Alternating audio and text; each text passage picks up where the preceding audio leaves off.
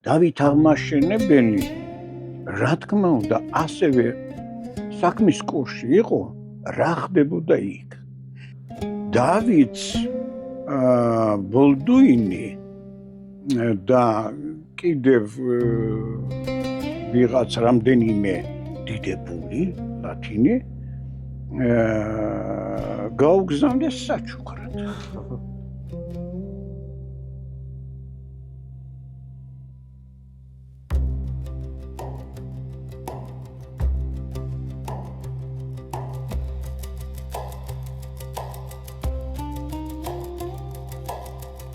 ეს გამოგზავნა ძალიან სერიოზულ აღიარებას ნიშნავდა კაცო. აი ქრისტიანი მეფე ძლიერი ესე მოიდარით გავახარო და აი აჩუქეს იერუსალიმის მეფე. ვიაშუქეს მას.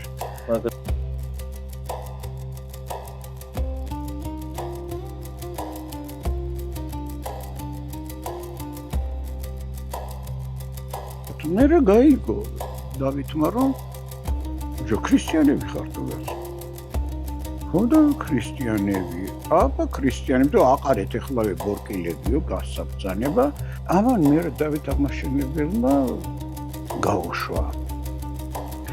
მაგრამ ამას ყველაფერს ჰქონდა თავის გაგრძელება.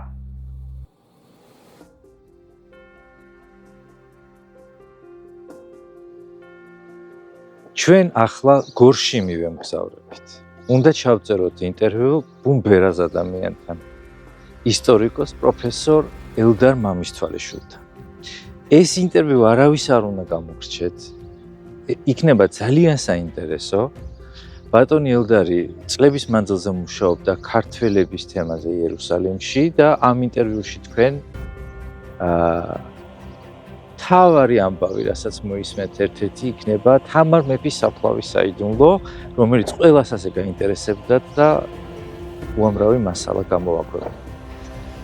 მე და ბატონი ელდარი შევეცდებით ამ ინტერვიუში მოვყვეთ ამბავი ქართველებისა წმინდა მიწაზე.